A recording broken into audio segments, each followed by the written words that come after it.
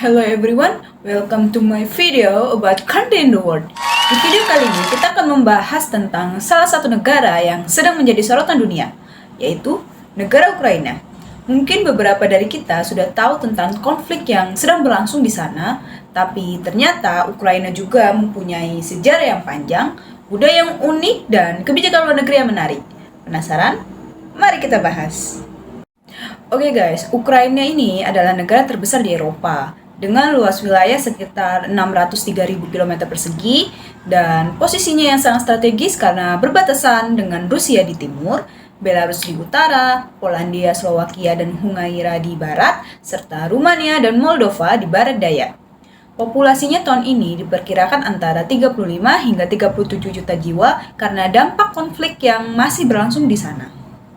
Guys, Ukraina ini memiliki sejarah yang kompleks dan penuh tantangan. Pada tahun 1922, Ukraina ini menjadi bagian dari Uni Soviet. Setelah hampir 70 tahun berada di bawah kendali Soviet, Ukraina akhirnya meraih kemerdekaannya pada tanggal 24 Agustus 1991, ketika Uni Soviet itu mulai runtuh.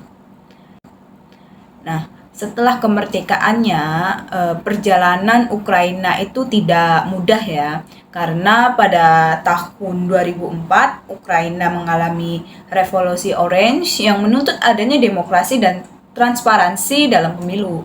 Lalu di tahun 2014 muncul revolusi Dignitas yang membuat Ukraina semakin mendekat ke arah Eropa.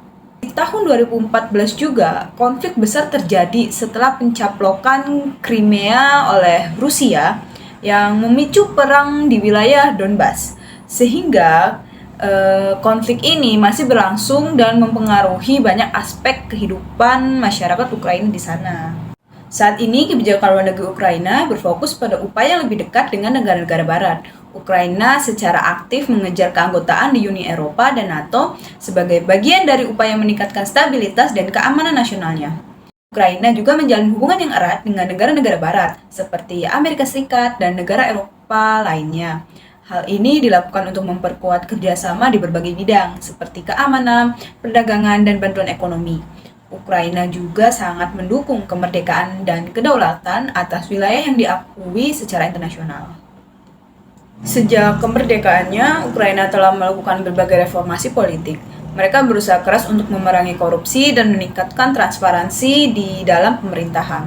Namun, konflik yang sedang berlangsung tentu saja memberikan dampak besar bagi stabilitas politik negara ini. Di sektor ekonomi, Ukraina menghadapi tantangan berat.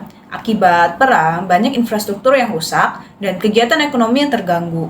Namun, dengan adanya bantuan internasional dan dukungan dari organisasi-organisasi global, ekonomi Ukraina sedikit demi sedikit mulai bangkit.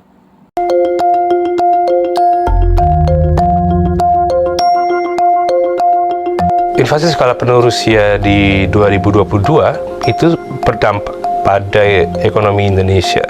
Ukraina adalah salah satu eksportir terbesar gandum ke Indonesia.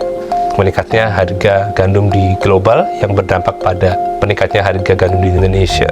Indonesia punya industri gandum yang luar biasa berkembang ya, penggilingan tepung. Dan sebelum serbuan ini sekitar 20% lah itu datang dari Ukraina. Dampak lainnya adalah pupuk. Ternyata dua negara ini adalah eksportir pupuk yang besar ke negara-negara di dunia. Invasi Rusia ke Ukraina itu menyebabkan dua negara ini tidak bisa dengan mudah mengekspor pupuk. Dampaknya adalah harga yang meningkat.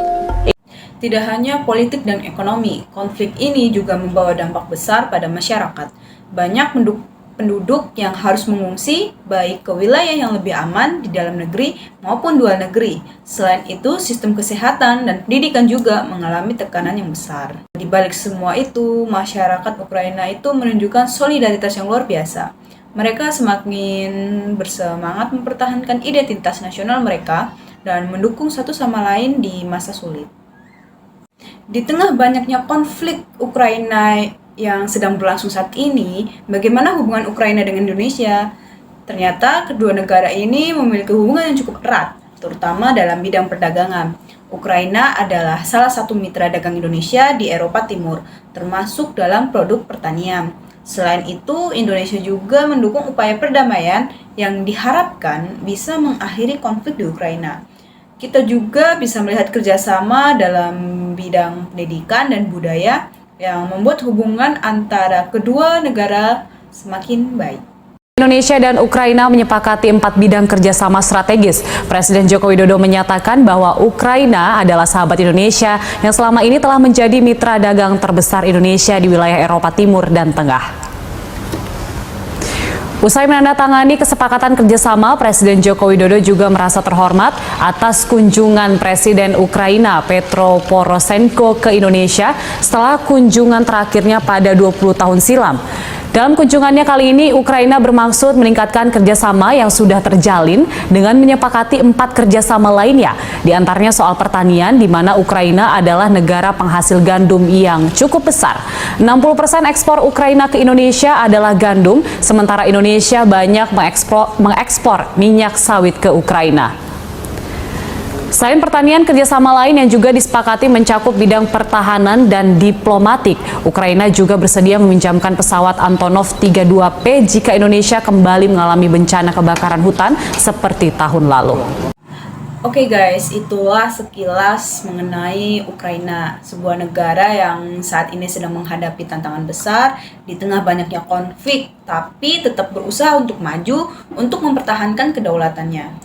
Dari sejarahnya yang panjang hingga kebijakan luar negerinya dan perkembangan domestiknya, Ukraina adalah contoh negara yang kuat dalam menghadapi kesulitan. Semoga di video ini dapat membantu kalian untuk lebih memahami Ukraina dan situasinya yang sedang dihadapi. Dan yang pastinya itu bisa menambah wawasan kalian mengenai negara-negara yang ada di Eropa dan negara-negara lainnya. Terima kasih sudah menonton video ini ya. Sampai jumpa.